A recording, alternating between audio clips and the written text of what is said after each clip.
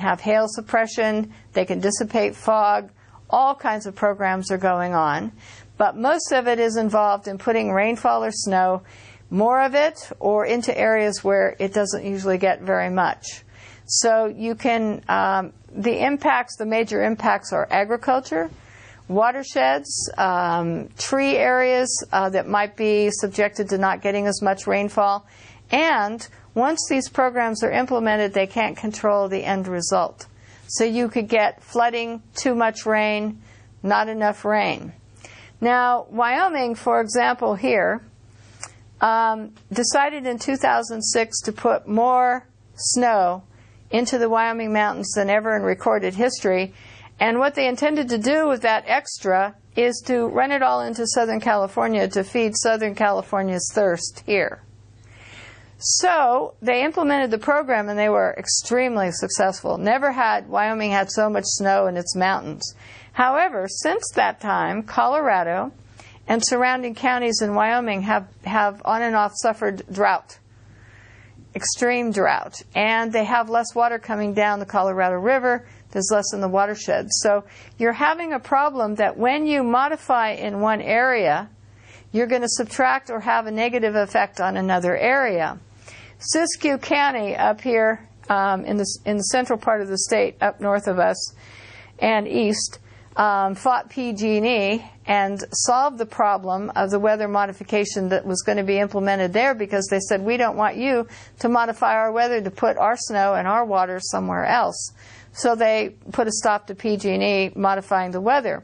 However, the city of Los Angeles is now got a weather modification in the San Gabriel Mountains.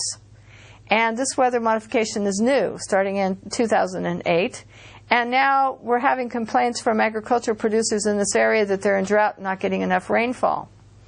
The Panhandle, Texas ranchers are complaining bitterly that weather and their snow and rainfall is being redirected into other areas by weather modification programs, and that the grass isn't growing, so that they either have to feed their cattle or go out of business.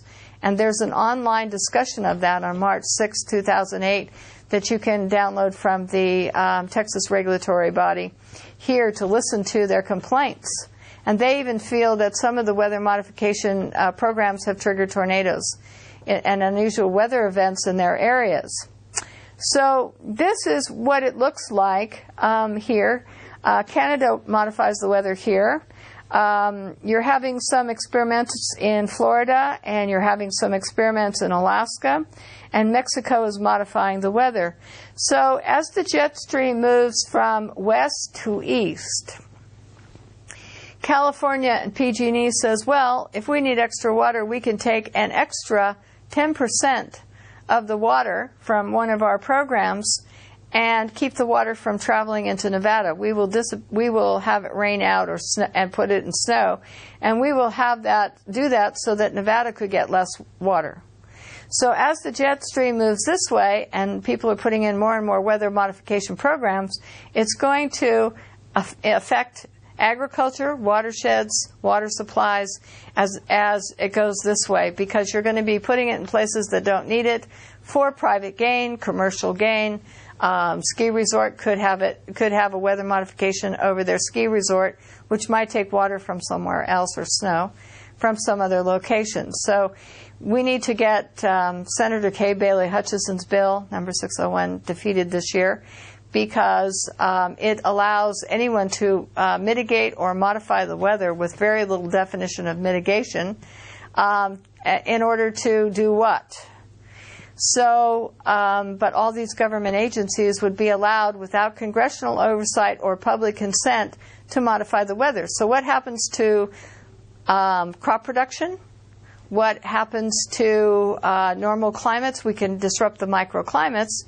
And we add to this the jets and NASA studies and IPC studies, lots of things, university studies showing that the jets are changing the climate. So now we're modifying the weather and the jets are changing the climate. No wonder people here are having all across the United States are having weird weather events or lightning events, or because there's lots of experiments. We have lightning experiments as well going on. So there's lots of things going on which impact all of us, but it's our food supply and our water supply that is going to be impacted the most from all of this. I'm not sure to what extent, but we're becoming more and more sophisticated in being able to possibly manipulate the jet stream. We're being more sophisticated in what MIT Professor Emanuel said in a television program that I saw on the Discovery Channel that was talking about this issue. He was saying that what we can do is we can take carbon black, okay, and we can take jets and we can release carbon black on the West Coast, and as it heats up going across the United States, it creates these weather fronts that grow in intensity. And what it can do is these weather fronts grow in intensity so that when there's a hurricane coming in over here, the jet stream and these fronts are moving this way, and it would push the hurricanes off the coast. Now, he talked about a fleet of jet airplanes releasing carbon black that would create these disturbances or perturbances, as he calls them, or fronts. My question is, what happens to the weather as this carbon black, which is soot, which is a pollutant that we don't like in our cars and automobiles and jets, starts being released by a series of jets, and what happens to the weather? What happens to the air quality as this is happening? What happens to agriculture as you change the fronts and the weather that's going on across the United States just to redirect a hurricane off, in other words, from Florida or some area on the East Coast? So these are being proposed, these geoengineering projects are being proposed.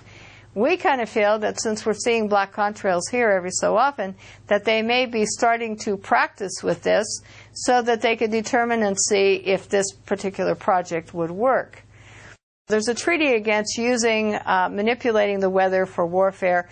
There's also a treaty against having weather modification programs that last more than so many days, etc. But everyone is engaged here, as you can see from this map, in modifying the weather. There's something going on all over. The programs can last as long as they want. All this is going on. And as we perfect this and do studies and research and they perfect, more and more they will be able to control the weather, change what's happening. And when they do that, they disrupt your watershed, the water supplies to your watersheds, and they disrupt agriculture and the microclimates needed to produce crops. And so the detrimental effect is on all of us. And I think that they're, at some point with these weather modification programs, experimenting on us. In other words, we're the guinea pigs to see that if we do this, then we may have this effect. And we could be used to perfect it. And since there's no oversight, no rules, any chemicals can be used, any experiment with regard to the atmosphere, and that the public has no say, then this is a dangerous thing that we're experimenting with because we could be destroying our own food supplies.